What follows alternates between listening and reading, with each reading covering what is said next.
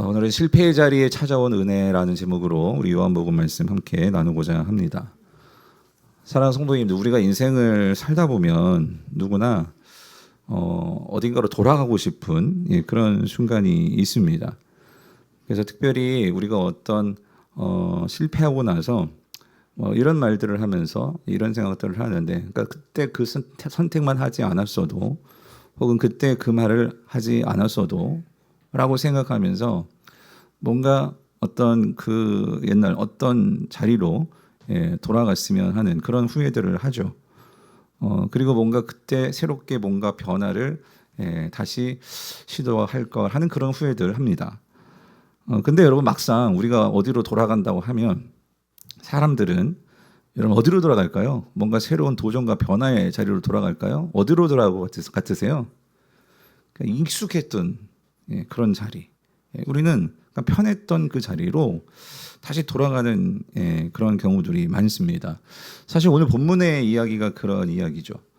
우리가 지난 주일에도 부활절을 맞이했지만 정말 그 기쁜 주님의 부활의 소식을 듣고 또 부활하신 주님을 만났는데도, 근데 이 베드로는요, 그 예수님의 부활이 실질적으로 자신의 삶 속으로는 들어오지 못했죠. 그래서 이 베드로는 주님을 만났는데, 그것도 두 번씩이나 부활하신 주님을 만났는데, 그는 그 부활하신 주님을 만나고 사명의 자리로, 새로운 변화의 자리로 나아가는 것이 아니라 어디로 돌아가느냐? 여러분, 어디로 돌아가죠? 다시 옛날 그때 그 모습으로 돌아갑니다. 여러분, 오늘 3절을 보면 이렇게 나오죠. 시몬 베드로가 나는 뭐 잡으러? 물고기 잡으러 가노라 하니에요. 그러니까 어디로 돌아갔다는 소리예요?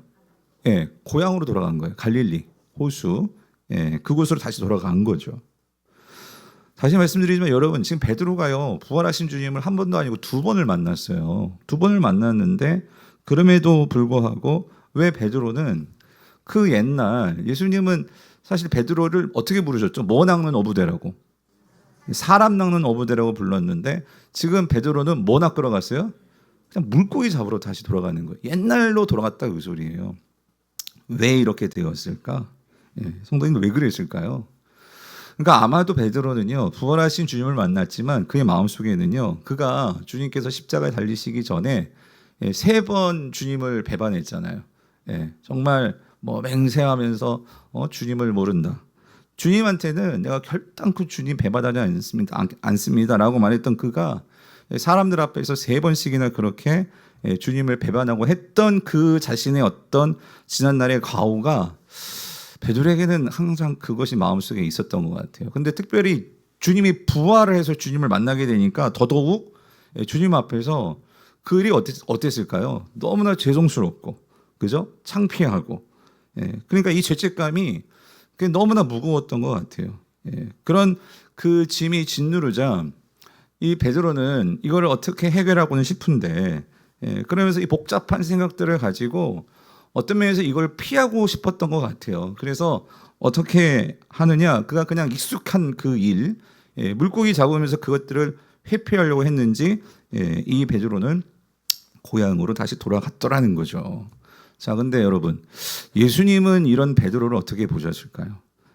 사실 오늘 우리 21장은, 요한복음 21장은 여러분도 다 이제 묵상하셨겠지만, 요한복음은요, 사실 몇 장에서 끝날까요?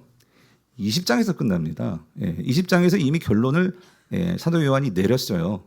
근데 이상하게도 21장을 붙여놨는데, 그래서 여러분, 사실 21장은요, 그 내용에 중요한, 누구 때문에 사실 21장을 기록해 놓았냐면 누구 때문일까요? 이게 베드로 때문이더라고요. 결국 베드로에게 찾아오신 그 예수님, 그래서 이 베드로가 어떻게 그 실패의 자리에서 다시 회복되었는지, 이거를 우리에게 알려주는 내용이 21장이더라는 거예요. 그래서 참 저는 이 요한복음 21장을 읽을 때마다 참 요한에게 고마워요. 저도 요한이지만 사도 요한에게 고마운 게 뭐냐면, 우리가 만약에 이 21장을 몰랐다면 이 사도 베드로가, 여러분, 요한복음 그 다음에 나오는 성경이 신약 성경에서 뭐예요? 사도행전이잖아요. 그 사도행전에서 이 베드로가 성령 충만해가지고 엄청난 교회의 기둥 같은 정말 수지자로서 정말 그런 역할을 하거든요. 그런데 어떻게 보면 그런 모습만 보면은 베드로가요 정말 베드로는 대단하다. 우리하고는 뭔가 좀 다른 그러한 그런 사람인가 보다라고 생각하기 쉬운데 21장에 보면은요 베드로가 한없이 무너져 있었거든요. 정말 어떤 면에서는 바보같이 무너져 있었거든요. 그런데 그런 베드로에게 찾아오셔서 실패의 자리에서 그를 다시 일으키시는 예수님을 볼 때 우리도 어떤 마음을 가지냐면 우리도 사실 저도 그렇고 여러분도 그렇고 인생에서 실패할 때 있어요 없어요? 있잖아요. 그래가지고 모든 거 다 내려놓고 자포자기하고 그냥 그렇게 무너져 있을 수 있단 말이에요. 그런데 그러한 우리들에게도 누가 찾아오시느냐? 예수님께서 찾아오신다는 것을 우리는 21장을 통해서 알 수 있다는 거죠. 그래서 21장이 너무 좋은 거예요. 오늘 우리가 그 이야기를 살펴볼 건데, 자, 그래서 여러분 어떻게 주님께서 베드로에게 찾아오셔서 그 실패의 자리에 있는 이 베드로를 다시 회복시키시는지 우리가 한번 그 이야기를 살펴보겠습니다. 자, 근데 여러분 오늘 21장은요 정말 한 편의 영화 같이요 너무 드라마틱하게 예수님이요 이 베드로를 정말 변화시키기 위해서요 정말 많은 노력들을 애쓰시는 것 같아요. 이게 무슨 말이냐면 예수님께서요 이 한 사람 베드로를 바꿔놓으려고요 여러 가지 일들을 해 놓으셨더라고요. 특별히 오늘 예수님께서요 이 베드로를 다시 회복시키시는데 그 옛날 베드로에게 처음 찾아가셔서 그를 제자로 부르셨던 그 상황하고 아주 똑같게 주님께서 모든 것들을 만들어 놓고 그를 만나 주시더라는 거예요. 이게 무슨 말이냐면 자 오늘 본문이 이렇죠. 우리가 앞에 읽지 않았지만 내용은 이래요. 나 물고기 잡으러 갈래. 그래가지고 베드로가요 고향으로 갔거든요. 그 제자들도 다 쫄래쫄래 베드로 따라갑니다. 가가지고 밤새 고기를 잡았어요. 갈릴리 호수에서. 여기 디베라 여기서 나오지만 똑같은 곳이에요. 갈릴리에서 고기를 잡았는데 밤새 잡았는데 물고기 잡았어요? 못 잡았어요? 한 마리도 못 잡은 거예요. 한 마리도 못 잡고 새벽녘에 그냥 빈 배로 다시 육지로 돌아오고 있었어요. 자, 근데 저 앞에 어떤 사람이 그러는 거예요. 뭐라고 그러냐면 우리 6절 볼게요. 6절 같이 읽어보겠습니다. 시작. 이르시되 그물을 배 오른편에 던지라. 그리하면 잡으리라 하시니 이에 던졌더니 물고기가 많아 그물을 들 수 없더라 해요. 성도님들 여러분도 이것도 많이 봤던 장면 아니에요? 어디서 보셨어요? 처음 보는 거예요? 아니죠. 설마 성경을 안 읽었을 리가 없고. 그러니까 예수님께서 누가복음 몇 장? 5장에서 처음 이제 베드로를 예수님의 제자로 이렇게 부르실 때 그날도 베드로가 고기 잡으러 가는데 밤새 한 마리도 못 잡았어. 그렇잖아요. 그래가지고 빈 배로 와가지고 금을 깃고 있는데 금을 정리하고 있는데 예수님께서 뭐라고 하셨어요? 깊은 데로 나가가지고 배 오른편에 다시 금을 던져봐. 그래가지고 베드로가 말씀 의지해서 내립니다 해가지고 금을 내렸더니 금을 찢어질 정도로 그때는 찢어질 정도로 엄청나게 고기를 잡았잖아요. 그죠? 그런데 오늘 본문이 바로 그 상황인 거예요. 물론 지금 제자들하고 베드로는요 그물을 배 오른편에 던져라 했던 이 사람이 예수님인지 몰랐어요. 예수님 누군가가 이렇게 얘기하는 걸 듣고 그냥 한번 던진 것 같아요. 던졌는데 진짜 고기를 엄청 많이 잡은 거죠. 자, 그랬을 때 여러분이 베드로라고 생각해 보세요. 이 상황에서 정말 방금 전 밤새도록 고기 못 잡았는데 누군가가 말해줘가지고 고기 금을 내렸는데 배 오른편에 그물이 정말 정말 엄청난 많은 고기가 잡힌 거예요. 베드로에게 무슨 생각이 들었을까요? 여러분, 야 이거 어디서 많이 봤던 장면인데 여러분 그런 생각 들지 않았을까요? 저랑 들었을 것 같아. 이거 어디서 많이 봤던 장면인데 근데 아니야라니까. 그 옆에 요한이 있었거든요. 그래서 요한이 그러는 거예요. 뭐라고 얘기하면 7절이에요. 같이 읽어볼게요. 7절 시작. 예수께서 사랑하시는 그 제자가 베드로에게 이르되 주님이시라 하니요. 요한복음에서 요한은요 자기 이름 밝히지 않고 항상 주님께 사랑받는 자래. 여기 사랑하시는 그 제자가 요한이거든요. 사도 요한. 그 사도 요한이 베드로에게 그러는 거야. 주님이시다. 딱 얘기하는 순간 베드로도요 마침 이거 어디서 많이 보던 장면인데 그러면서 주님 아니야 그러고 있었었는데 요한이 그렇게 얘기하자 자 베드로가 어떻게 해요? 그다음 보세요. 어떻게 해요? 시몬 베드로가 벗고 있다가 그러니까 막 땀 흘리면서 일을 했으니까 벗고 이렇게 일했던 것 같아. 근데 주님이시다라는 소리를 듣자마자 그가 어떻게 해요? 겉옷을 두른 후에 그 예의를 지켜야 되니까 겉옷을 두른 후에 그 다음이 참 이게요.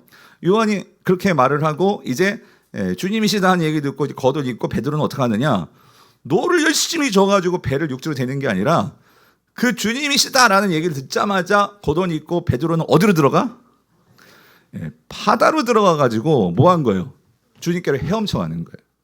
그래서 여러분 뒤에 8절을 보니까 지금 배가 어느 정도 육지하고 떨어져 있었냐면 오늘 보면은 약 50칸쯤 이렇게 되어 있거든요. 50칸쯤. 이게 이제 거리로 따지면 이게 한 90m 정도 된대요. 90m. 그러니까 뭐 멀면 멀고 가까우면 그렇게 먼 거리는 아니죠. 그럼 배를 빨리 대면 되잖아. 근데 역시 베드로는 성격이 급한 건지 그걸 못 참고 아니 근데 이 베드로는요. 그러니까 이 배를 움직이고 뭐 그거 아니라 바로 그냥 수영해가지고 주님께 헤엄쳐 간 거예요. 성도님들 한번 이 장면을 생각해 보세요. 베드로가 주님이시다 하는 요한의 그 얘기를 듣고 정말 물속에 들어가 그리고 지금 새벽이거든요. 얼마나 춥겠어요, 여러분. 그 헤엄쳐서 주님께 달려가는 베드로는 어떤 마음으로 어떤 심정으로 주님께 지금 그렇게 헤엄쳐 간 것일까요? 성도님들 왜 베드로는 이렇게 행동하는 걸까요? 이 부분을 묵상하는데 그런 마음이 들더라고요. 그러니까 베드로가 지금 갈릴리에 간 것도 사실 여러 가지 복잡한 마음이었을 거예요. 주님이 부활한 건 알잖아요. 그죠? 근데 지금까지 2번 주님을 만났지만 베드로는 아마 기회를 봤을 것 같아요. 뭐냐면 좀 개인적으로 주님을 만나서 주님 제가 그때 정말 너무 죄송했어요. 내가 주님 배반하지 않는다고 하면서도 3번씩이나 그렇게 주님을 맹세하면 나 주님 몰라 그러면서 배반했던 거 정말 너무 죄송했어요. 정말 너무너무 마음이 아팠어요. 그러니까 그런 얘기 하고 싶었을까 안 하고 싶었을까요?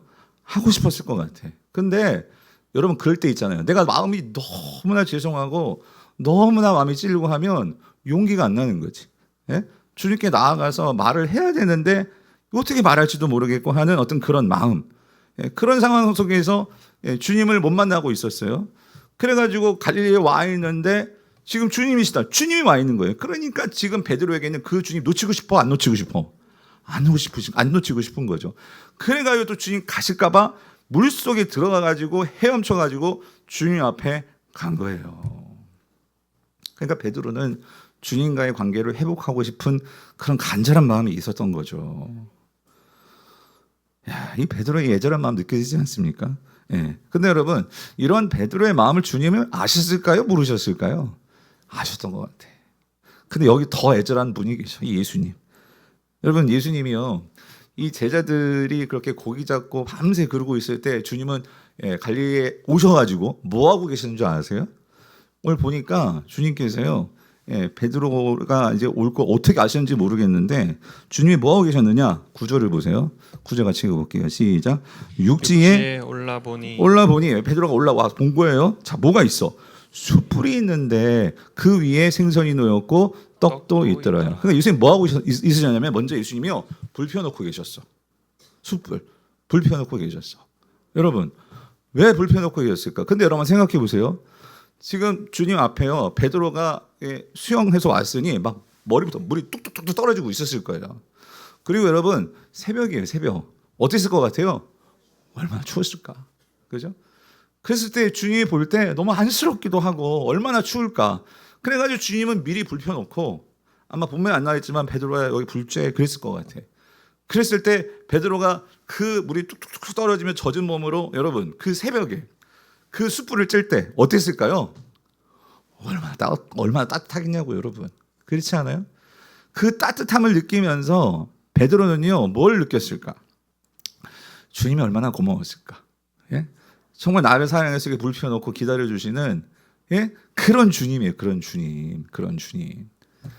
근데 여러분 여기서 한 가지 재미있는 게 있어요. 요한복음에서 여기 이 숯불이라는 단어 있잖아요. 이 숯불이라는 단어가 헬라어로 이 안드라키아라는 단어인데 여러분 요한복음에서요 이 숯불이라는 안드라키아라는 이 숯불 이 불은요 요한복음에 딱 2번 나와요. 이 단어가 딱 2번 나오는데 두 번째 지금 여기서는 바로 그 2번째 나왔던 거예요. 2번째 나오는 부분이에요. 그럼 여러분 첫 번째 이 불 숯불이 나오는 데가 어디일까? 여러분 어디일까요? 이게 요한복음 18장 18절입니다. 여러분 같이 한번 읽어볼게요. 시작.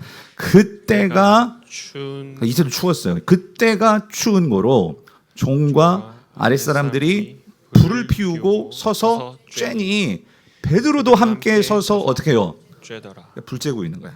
추운 날. 근데 질문. 요 상황이 지금 베드로가 불 쬐고 있는 요 상황이 어떤 상황이었을까요?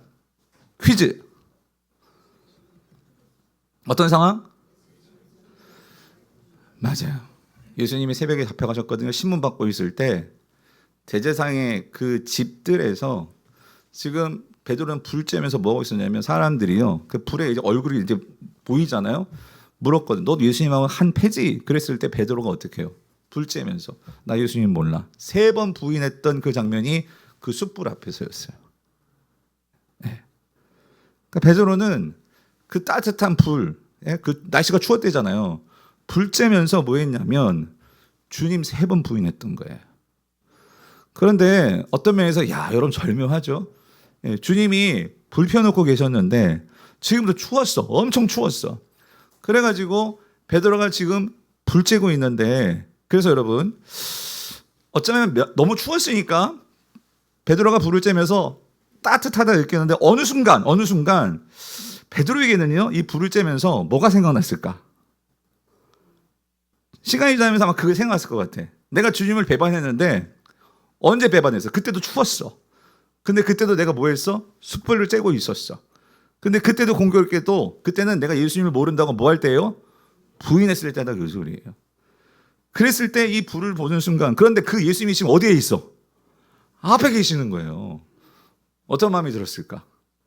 막 더 마음속에 막 찔리기도 하고 막 여러 가지 막 생각이 복잡한 마음이 들었을 것 같아요. 자, 근데 여러분 그럼 여러분께 질문해 볼게요. 예수님이 왜 불 펴놓고 기다렸을까요? 너희 잘 만났다. 너 불 앞에서 너 나 3번 부인했지. 주님이요 이제 드디어 막 신문하시고 호되게 혼내주시려고 불 펴놓으셨을까요? 왜 불 펴놓으셨어요? 아까 보셨죠? 예수님이 불 펴놓고 뭐 하셨대? 왜 불 펴놓으셨어요? 아침밥 만들어 놓으려고 불 펴놓고 계셨더라고. 아침밥. 야 여러분 주님은 베드로를 혼내주기 위해서 불 펴놓고 골탕 먹이려고 그게 아니고 아까 여러분 보셨죠? 9절에서 숯불이 있는데 그 위에 뭐가 있냐면 생선이 놓였고 뭐가 있더라? 떡도 있더라. 떡도 있더라. 그러니까 여러분 예수님은요 이런 거예요. 왜 불 펴놓고 아침 지어놓고 계셨냐면 예수님은 이거예요. 지금 그러니까 베드로가 정말 지금 갈팡질팡하고 있는 거 예수님 너무 잘 아세요. 그리고 예수님은요 베드로가 예수님 3번 부인한 거 다 아셨고 그것도 미리 말해줬고 그리고 사실 베드로의 그 모든 죄까지도 예수님 지금 십자가에서 다 용서하신 거예요. 그리고 그 십자가에서 우리의 모든 죄가 다 용서되었음을 하나님께서 확증해 주신 사건이 무슨 사건이다? 지난주 무슨 사건이다? 부활 사건이다. 예수님의 부활로 우리의 모든 죄가 다 용서받았음을 하나님이 확증해 주신 것이 다시 살리신 부활 사건이라고 말씀을 드렸잖아요. 그러니까 예수님은요 지금 베드로가 나를 부인하고 지금 문제가 되지 않아요. 주님은요 이 베드로가요 그래서 부활하신 주님을 만났잖아요. 그걸 보고 정말 이 베드로가 사람 낚는 어부로서 그 사명을 감당하는 주님의 제자가 되기를 원하셨어요. 근데 이 베드로가 지금 그 옛날의 과거의 상처, 과거의 어떤 과거의 어떤 과오 그런 것에 사로잡혀가지고 지금 정신 못 차리고 지금요 우왕좌왕하면서 자네는 정말 나 이젠 쓸모없는 자야, 나는 실패자야, 나는 정말 이제 더 이상 뭐 아무것도 할 수 없어 그러면서 이 자책하는 이런 제자를 볼 때 여러분 예수님은 어떠셨을까요? 얼마나 답답하고 얼마나 마음이 아프셨겠냐고. 그래서 예수님은요 이런 거예요. 그런 제자 찾아가지고 등 두드려지면서 괜찮아 나 다 잊었어. 그러니까 주님 뭐예요? 밥 먹고 힘내. 여러분들도 주변에 이렇게 힘들고 어려운 사람 계시면 여러분 그럴 때 있잖아요. 찾아가가지고 밥 사주면서 힘내세요 라고 말할 때 있으시잖아요. 주님께서 그 일을 하고 계시더라는 거예요. 근데 여러분 제가 놀라운 게 사랑하는 성도님들 지금 주님이 손수 아침을 차려주고 계셨는데 여러분 그 주님의 몸이 지금 몸은요 육신의 몸이 아니라 어떤 몸이에요? 부활하신 영광의 몸이다 그 소리예요. 그 부활하신 영광의 몸을 가지신 예수님이 그 한 베드로 그 베드로를 다시 회복시키시기 위해서 요즘 말로 말하면 주방에 들어가가지고 지금 요리하시고 밥 해가지고 야 밥 먹고 힘내 지금 그렇게 말씀하시는 주님이 누구시다? 우리의 주님이시다, 그 소리예요. 사랑하는 성도님들, 오늘 주님은요, 저와 여러분도 마찬가지예요. 오늘 이 자리에도 분명히 삶에서 실수하고 실패하고 혹은 상처가 있든 여러분이 과거에 어떤 그런 실수가 있든 아니면 지난주에 여러분 아내하고 관계에서 남편과의 관계에서 아이들과의 관계에서 내가 부족한 점이 있을 수 있죠. 그런데 오늘 여러분이 이 자리에 나오셨어요. 이 자리에 나오신 여러분에게 주님께서 왜 이 자리에 여러분이 있게 하신 줄 아십니까? 우리가 영적으로 보면 주님께서 여기에도 지금 숯불을 정말 피워놓으시고 주님께서 이 말씀으로 생명의 떡을 지금 여러분에게 주시는 거예요. 먹고 힘내라고. 아멘이십니까? 오늘 예배의 자리는요, 실패한 자리, 죄인들이 나온 자리, 그들이 나와서 말씀을 통해서 다시 힘을 얻게 되는 자리인 줄 믿습니다. 주님은요, 우리를요, 다시 회복시키시고 일으켜주기를 원하시는 분이신 걸 여러분 믿으시기를 바랍니다. 베드로가요, 그 주님이 차려놓으신 그 밥을 먹었어요. 제자들도 다 같이 먹었어요. 그런데 참 재미있는 거는 그 밥을 먹으면서요, 아무도 한마디도 못해. 모두가 다 그냥 주님 눈치만 보면서 밥을 먹었어요. 근데 그때 이 정적을 깨는 분이 누구냐면 예수님이시죠. 예수님이 개인적으로 이제 베드로에게 말을 거십니다. 세 번의 똑같은 질문을 하시죠. 무슨 질문을 하시냐면 이제 15절부터 17절의 말씀인데 베드로에게 공통적으로 이걸 물어보세요. 요한의 아들 시몬 베드로야, 내가 나를 뭐 하느냐? 뭐 하느냐? 사랑하느냐? 이걸 물으시는 거예요. 네가 나를 사랑하니? 주님이 이거를 세 번 똑같이 물으십니다. 자, 근데 여러분 참 재밌죠? 아니면 주님이 짓궂으신 건가? 여러분 베드로가 몇 번 부인했어요? 세 번. 근데 예수님이 몇 번 물으셨어요? 세 번. 왜 세 번 물으셨을까요? 한 번도 아니고 두 번도 아니고 왜 세 번일까요? 여러분, 뭐 인생은 삼세판이에요? 여러분 왜 세 번이에요? 찔림을 주시려고 너 나 세 번 부인했지. 나 그것도 기억하고 있어. 똑같이 세 번 그렇게 주님께서 마음에 어떤 막 가책을 주고 찔림을 주시려고 세 번 물으신 걸까요? 여러분 어떻게 이해하세요? 근데 여러분 만약에 진짜 정말 갈 때까지 가서 베드로에게 너 진짜 나 세 번 왜 부인했니? 만약에 진짜 이게 궁금해가지고요 세 번 그런 찔림을 주시려면 여러분 베드로에게 정말 뭐라고 물어봐야 될까요? 너 나 사랑하니가 아니라 진짜 어떻게 진짜 물어봐야 돼? 아니 그럼 이렇게 물으면 되잖아요. 너 정말 왜 그때 부인했니? 왜 정말 부인한 거야? 아니 도대체 그 이유가 뭐야? 왜 부인했어? 이거 물어보면 되잖아요. 근데 주님은 그렇게 묻지 아니하시고 그러니까 너 나 왜 부인했니? 그런 이야기는 한마디도 안 하세요. 과거의 일을 다시 끌고 오지 않으시고 주님은 뭘 물어보시냐면 너 나 사랑하니? 이거 물어보시는 거예요.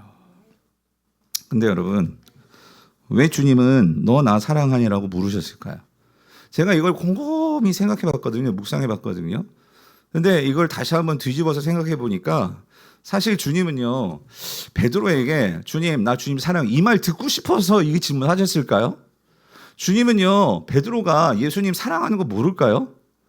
아십니다. 아시는데 왜 굳이 이거 너나 사랑하니 이걸 왜 물어보시냐고요. 근데 여러분 간혹 여러분 연애할 때 한번 생각해 보세요. 내가 누군가를 정말 사랑할 때 생각해 보세요. 그럴 때 내가 진짜 사랑하는 사람은요, 그 사람에게 이런 질문을 할 거예요. 당신 나 정말 사랑해요? 라고 물을 거예요. 그러면 내가 누군가에게 당신 정말 나 사랑해요? 라고 물을 때는 뭐가 전제가 되어 있는 거예요? 내가 그 사람을 뭐 하고 있는 거예요? 사랑하고 있으니까 묻는 거죠. 내가 이 사람 사랑하지 않으면 안 물어봐요. 사랑하든 말든 그게 무슨 상관이야? 근데 내가 이 사람을 정말 사랑하니까 뭐 하는 거예요? 나 사랑해요? 라고 묻죠. 여러분 예수님께서요 베드로에게 지금 찾아오셔서 너 나 사랑하니? 라고 물을 때에는 너 정말 나 사랑하니? 라고 이 답 듣기 위해서가 아니라 주님은요 지금 베드로에게 뭘 말씀해 주시고 싶은 거예요? 내가 너를 사랑한다 이거예요. 내가 너를 사랑한다. 베드로야 너 오해하지 말어. 네가 실수했다고 내가 너를 버린 것이 아니고 내가 너를 사랑해. 내가 너를 사랑한다고. 너를 정말 사랑해. 주님은요 3번씩이나 이걸 분명하게 뭐 해주는 거예요? 베드로에게 분명하게 인식을 시켜주는 거예요.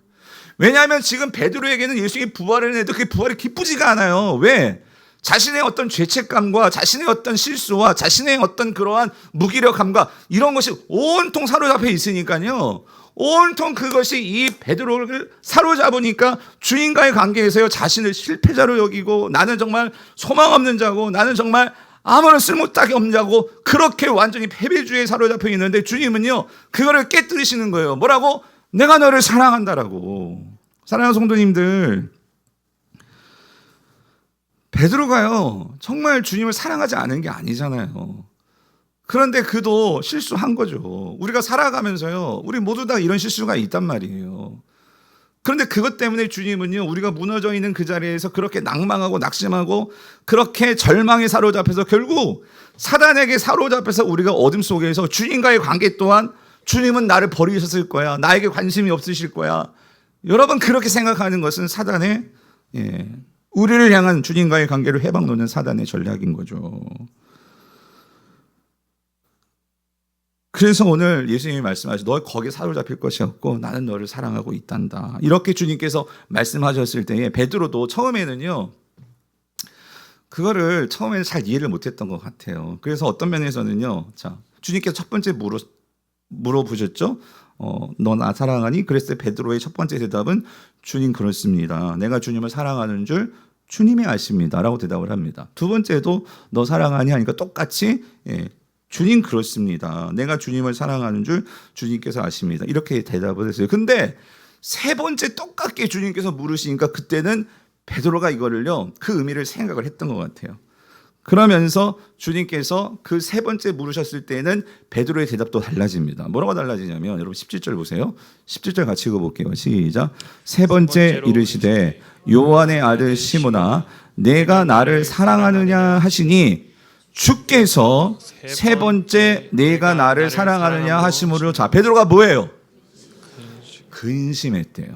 성도님들, 여기서 첫 번째, 두 번째는 그렇게까지 근심 안 했던 것 같아요. 근데 근심했대요. 그럼 여기서 이 근심하다라는 의미가 뭐냐? 이게 헬라어로 리페온데 이거는요, 그러니까 뭔가 단순히 뭔가 이렇게 걱정하는 그 정도의 어떤 근심이 아니고요. 이건 뭐냐면은요, 아주 깊은 슬픔에 잠기는 거거든요. 마음을 막 아파하는 거거든요. 그러면서 이 베드로가 여기서 근심했다는 것은 어떤 의미일까? 학자들은 여기서 베드로가 회개가 정말 진정한 회개가 이루어진 것으로 봅니다. 무슨 말이냐면 여기서 뭔가 인생의 터닝 포인트가 이루어지는 거예요. 뭐냐면 자신은 예수님을 3번이나 부인했지만 그럼에도 불구하고 주님은 날 뭐 하지 않고 계셨어? 포기하지 않고 계셨던 거예요. 베드로가 그걸 깨달은 거예요. 주님은 날 포기하지 아니하시고 더 중요한 거, 나는 실패자지만 주님은 나를 외면하세요? 외면하지 아니하시고 주님은 여전히 나를 뭐하고 계세요? 사랑하고 계시는 거예요. 그거를 깨달았을 때 이 베드로는요, 여기서요 정말 뭐에 무너졌냐면 나는 그런 주님을 나를 여전히 나는 인생에서 실패했지만 그거에 상관하지 않고 주님이 나를 사랑하시는 거예요. 나는 주님께 뭔가를 해고 뭔가를 잘하고 뭔가 주님께 좋게 해드리고 그 성과로서 주님을 나를 사랑한다라고 베드로는 생각하고 어떻게든지 주님을 정말 배반하지 않는다고 했으니까 그렇게 내가 배반하지 않았어야 되는데 나는 그 성과를 이뤄내지 못했잖아요. 그러니까 주님이 나를 어떻게 보실까? 나를 정말 실망하셨을 거야? 그러면서 주님에 대해서 주님은 그거에 상관하지 아니하시고 나 자체를 사랑하시면서 이렇게 다가오시는데 나는 항상 뭔가 이렇게 내가 어떤 업적을 세워야 되고 일을 해야 되고 그리고 그걸 가지고 주님께 잘 보여야 되고 그래서 누구보다도 막 열심히 앞장서고 뭐 그게 나쁘다는 게 아니에요. 근데 베드로의 모든 삶이 그랬던 거예요. 근데 주님은 그거 상관하지 아니하시고 나를 이렇게 사랑하시는 거구나. 베드로가 이거를 깨달은 거예요. 이거를. 그래서 여러분 오늘 본문에 제가 뺐지만 사실은 여러분 예수님께서요 베드로가 3번 부인할 때 누가복음 22장에 보면은 이런 말씀이 있어요. 주님께서 베드로 너 나 3번 부인할 거야. 그런데 내가 널 위해서 기도한다. 사단이 너를 밀가부르듯이 너를 그렇게 뭉개버릴 거야. 하지만 나는 너를 위해서 기도해. 그러니까 네가 나중에 정말 이 사실을 알았을 때 정신 차리고 내가 너에게 부탁하는데 네가 해줄 일이 있어. 그건 뭐냐면 너가 정말 그 나중에 돌이킨 후에 네 형제들을 굳건하게 세워줘 라고 주님께서요 누가복음 22장에서 베드로가 부인할 걸 예언하시면서 이 부탁을 하셨어요. 하셨는데 여러분 오늘 본문에 참 기가 찬 게 뭐냐면요. 자 보세요. 베드로가요. 부활하신 주님 만났잖아요. 주님과 알고 계셨다니까. 그러니까 주님께서 배반할 거 알고 계셨다고요. 근데 주님께서 그게 나타나 주셨잖아요. 그러면 이전 일은 잊어버리고 베드로는 그 형제들 있잖아요. 제자들 다시 일으키는 일에 힘써야 되는데 베드로가 뭐라고 했냐면 자기가 마음이 어렵고 힘들다고 나 물고기 잡으러 갈래. 그러니까 여러분 다른 제자들도 다 뭐래. 나도 물고기 잡으러 갈래. 그러고 있는 거예요. 네? 그러니까 베드로가 영향력이 있는 거예요. 영향력이 있다고. 그러면 여러분 이래 되는 거 아니에요? 만약에 다른 제자들이 정말 너무 힘들다. 물고기 잡으러 갈래. 다른 제자들이 그럴 때 베드로는 어떻게 해줬어야 돼? 주님 부탁했잖아요. 네가 돌이킨 후에 제자들을 좀 이렇게 세워, 일으켜줘. 야, 우리가 무슨 물고기를 잡아. 우리는 사람 낚는 어부야. 우리 사람 낚아야지. 이렇게 해야 되는데 베드로가 먼저 뭐 하는 거야? 나 물고기 잡으러 갈래. 그랬더니 다른 제자들도 다 똑같이 물고기 잡으러 간대. 사랑하는 성도님들, 베드로가요. 그게 지금 다 생각나면서요. 주님은 나를 끝까지 믿어주시고 끝까지 나와 함께 해주시는데 나는 그 주님을 내가 제대로 이해하지를 못했다 그 소리예요. 그거를 생각할 때 마음이 근신하면서 여기서 뭐가 일어나느냐? 회개가 일어나는 거예요. 그래서 여러분 중요한 게 이겁니다. 그 다음 보세요. 그 마음에 근심하여서 정말 회개가 일어날 때 그의 인생에서요. 놀라운 변화가 생긴 거예요. 그게 뭐냐면 17절 뒷부분 17절 보여주세요. 17절에 베드로가 근심하여 이르되 그 다음 뭐라고 고백하여? 주님 모든 것을 아시오매 내가 주님을 사랑하는 줄을 주님께서 아시나이다요. 내가 주님을 사랑하는 줄을 주님께서 아시나이다는 이 대답은요. 첫 번째도 두 번째도 다 있었어요. 근데 세 번째만 나오는 게 뭐냐면은 뭐예요? 주님 모든 것을 아시오매. 여러분 이게 무슨 말일까요? 여러분 정말 주님 앞에서요. 이 베드로가 근심하면서 진정한 회개가 일어나니까 베드로는요. 그의 인생에서 뭐가 바뀌느냐? 주어가 바뀌어버렸어요. 주어가. 무슨 말이냐면 지금까지 주님 앞에서 진정한 이 회개가 있기까지요. 베드로의 인생의 주어는요. 누구였을까요? 나예요. 내가 모든 것을 아시오매. 내가 모든 것을 아시오매. 예수님께서 그러셨죠. 너 나 부인할 거야. 근데 뭐야? 아유 주님 모르는 소리 하지 마세요. 내가 나를 아는데 다른 사람들 다 부인해도요. 나는 부인하지 않습니다. 내가 나를 알아요. 그게 베드로였어요. 그런데 여러분 베드로가 어떻게 되었다고요? 내가 나를 알아요? 모르더라는 거예요. 예? 주님에 대해서도 내가 주님은 나를 버리셨을 거야. 내가 이렇게 못했으니까 주님 떠나가셨을 거야. 근데 그 주님 떠나가셨어요? 안 떠나가셨어요. 사랑하는 성도님들, 베드로가요 주님 사랑하지 않은 게 아니었어요. 주님 따라다녔어요. 그런데도 그의 인생에서 바뀌지 않는 게 뭐냐면 주어가 안 바뀌어 있었어요. 그런데 그의 인생에서 철저하게 그가요 꼬꾸라졌어요. 어떤 면에서는요 그의 모든 그의 신앙의 바닥이 드러났어요. 바닥에 정말 주님이 있는 게 아니라요 결국은 누가 있었느냐? 내가 있더라고. 그게 드러나게 되니까 정말 창피하고 정말 그것이 나에게서는 감추고 싶고 하는 그런 것이었어요. 근데 여러분 이거 아세요?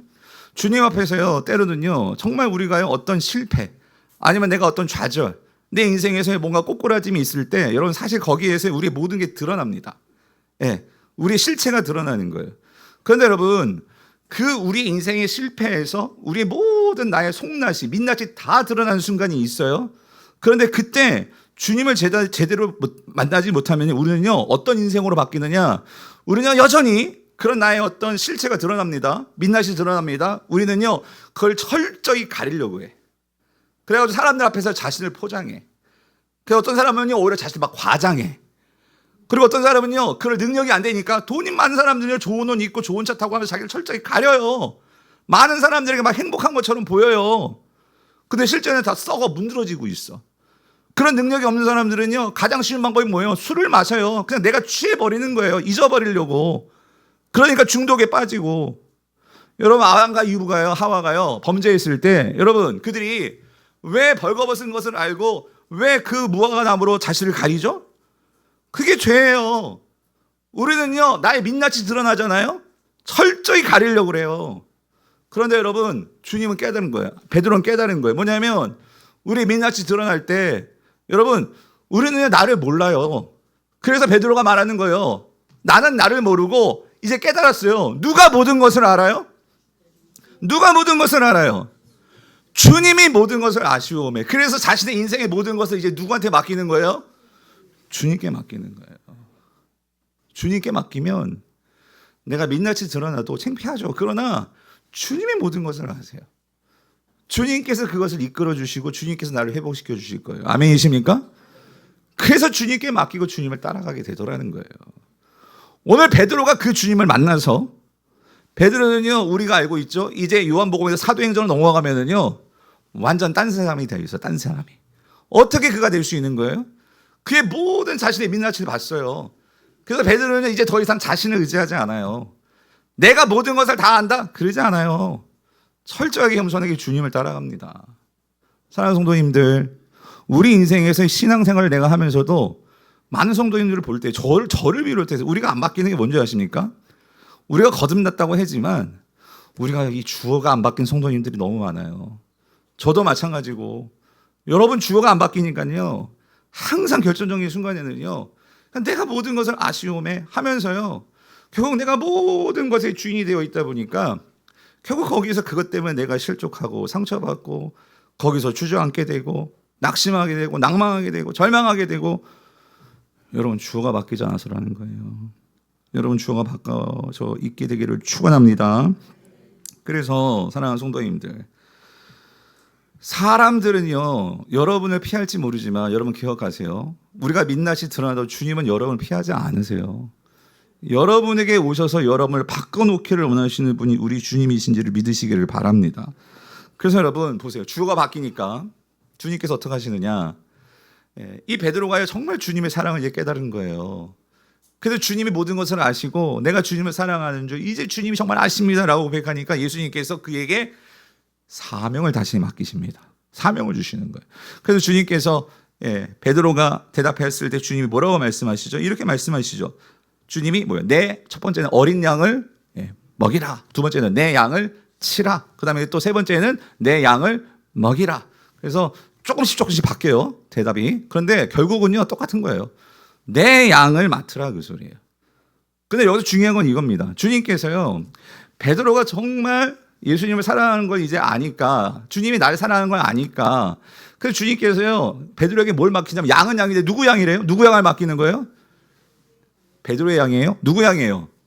주님의 양을 맡기는 거예요. 주님의 양. 사랑하는 성도님들, 우리가요 주님께서 저와 여러분들 모두에게 우린 사명을 맡기십니다. 아멘이십니까? 왜냐하면 여러분 주님 사랑하시잖아요. 아멘이십니까? 또 중요한 거는 주님이 여러분을 사랑하십니다. 그렇기 때문에 우리 모두에게는요 사명을 맡기시는 거예요. 오늘 저에게도요 목사로서의 사명이 있고, 가정에서는 아빠 남편으로서 사명이 있고, 또 여러분 마찬가지예요. 여러분 직장에서 여러분의 어떤 사명이 있고, 교회에서 직분이 있고. 그런데 여러분 우리가요 이 사명을 감당을 해야 되는데, 그것이 뭐 직분이든 봉사든 뭐든 우리가 주님을 따라가면서 사명을 감당함이 있어요. 근데 여러분 때로는 우리가요 실족할 때가 있어요. 넘어질 때가 있어요. 상처받을 때가 있어요. 어려울 때가 있어요. 근데 가만 보면 거기서요 왜 우리가 넘어지고 실족하고 쓰러지느냐, 가만 보면 우리 열심히 합니다. 누구보다도 열심히 하고 내가 능력을 발휘하고 열심히 해요. 근데 문제는 뭐냐면 결정적인 순간에 뭘 잊어버리느냐, 우리의 이 사명과 우리의 이 양과 이 모든 것이 누구 거예요? 주님의 양이래요. 주님이 맡기신 것이고 주님의 양이라고 말씀하시는데, 우리는 여전히 그거를요 내 양이라고 생각해. 주님의 양이 아니라. 그러다 보니까 여러분 양들이 잘 따라와요? 안 따라와요. 내 뜻대로 안 해요. 그러니까 거기서 막 열이 나니까 뭐예요? 화를 내고 어떤 양을 잡아 먹어버리죠. 그러면서 어떻게 되는 거예요? 거기서부터 갈등이 일어나고, 거기서부터 내가 화를 나게 되고, 이런 일들이 벌어지더라, 그 소리예요. 사랑하는 성도님들, 오늘 우리가요 낙심하지 않고 절망하지 않고 끝까지 우리가 사명을 감당하려면, 여러분 이 사명은요, 여러분이 가정에서 뭐 주부든 뭐 아빠든 엄마든, 여러분 자녀도 마찬가지. 세상 사람은 이게 내 자녀라고 하지만 성경은 뭐라고 말씀하세요? 그게 누구의 기업이래요? 하나님의 기업이래요. 하나님 거예요. 그러면 여러분 이렇습니다. 이게 정말 하나님 거라는 것을 정말 알게 되면은요, 여러분 이러는 거예요. 우리가 사명을 감당하는 것은요 결국 내 힘으로 열심히 하는 거 맞아요. 그런데 이거를 끝까지 지켜낼 수 있는 것은요 내 힘으로 되는 게 아니에요. 뭐로 되는 걸까요? 주님과의 사랑의 관계입니다. 주님을 내가 사랑하고 있고 주님이 나를 사랑하시기 때문에 그 사랑 때문에 내가 이걸 감당하는 거예요. 여러분 예를 들어서요. 내가 주님을 정말 사랑하는데 주님께서 내가 사랑하는 주님이 이걸 주시면서 너 이거 있잖아. 내가 올 때까지 이거 잘 지켜줘. 주님께서 맡겨줬어요. 그러면 여러분 때로는 이거 갖고 다니기 너무 귀찮아. 버리고 싶어. 근데 이거 누가 맡기셨어요? 내 사랑하는 주님이 맡기신 거예요. 그럼 내가 이걸 지키는 것은 뭐 이게 소중해서요? 뭐 이게 비싸다 그럴 수도 있겠지만 이게 소중해서요? 누구 때문에 지키는 거예요? 주님 때문에 지키는 거예요. 사랑하는 성도님들, 우리 직분자들 특별히 교회 직분도 마찬가지예요. 우리가 다 여러분 처음에 여기서 장로, 목사, 권사 다 임직 받을 때 여러분 어떤 마음을 받으셨습니까? 누가 주신다고 받으셨어요? 주님이 주신다고 받았어요. 근데 조금만 어떤 일이 어려워지고 힘들어지고 하면은요, 저를 비롯해서 우리가 뭐가 나오냐면은요, 이게 주님이 내가 사랑해서 나를 맡겨주신 건데 우리는 내가 먼저 나오는 거예요. 그 분당에서 제가 사역을 할 때 저희 교구에 그 장애아를 둔 부모님이 계셨어요. 근데 제가 이제 사역할 때는 그때 분당 우리 교회에 장애인 사역이 없었어요. 그래가지고 그 부모님이 근데 그 임해동에 할렐루야 교회가 있는데 그 교회는 장애인 부가 있고 장애인 사역을 잘하는 그런 교회였어요. 그래서 애는 거기다 맡기고 근데 교회는 분당 우리 교회를 오길 원하시니까 아침에 일찍 할렐루야에 가서 애를 맡기고 또 교회는 이제 임해동에 우리 교회 와가지고 또 예배를 드리고 뭐 이런 부모였어요. 근데 이 부모에게 제가 신방을 하는데 정말 제가 은혜를 받 지금까지 잊지 못하는 게 뭐냐면 이거예요. 그 부모님이 그 얘기를 하시더라고.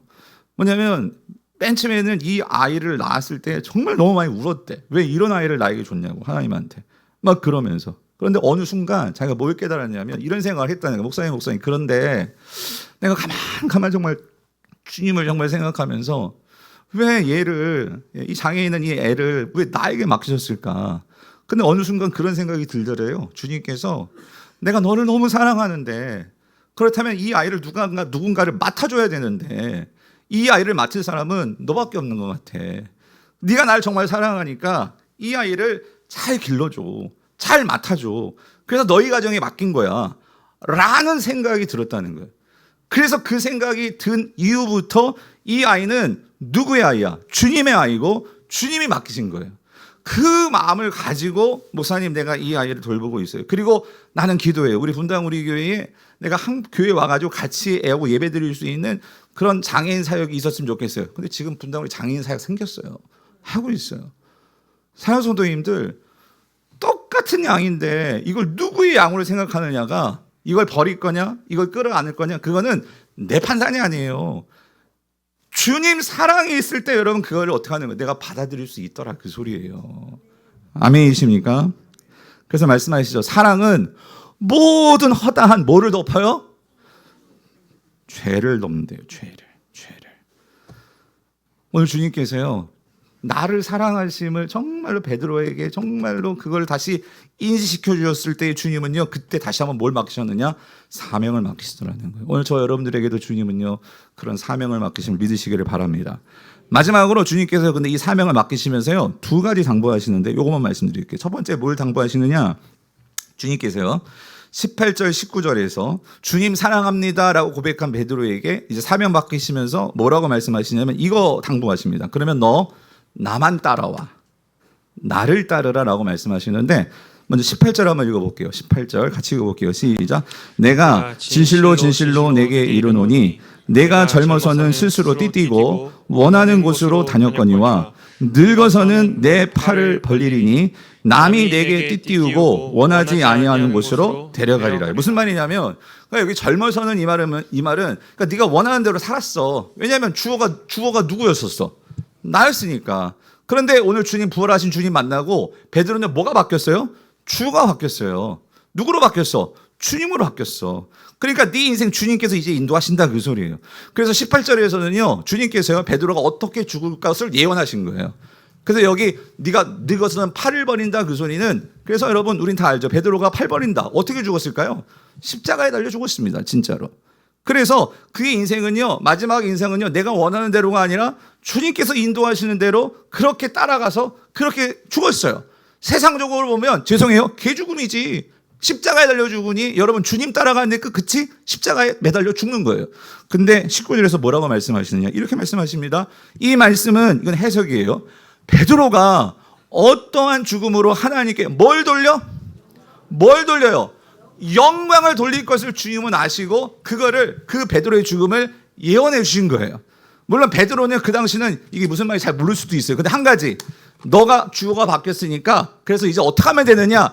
자, 이건 주님께서 직접 하신 말씀. 베드로에게 이르시되 그러니까 나를 뭐 하라고? 따르라.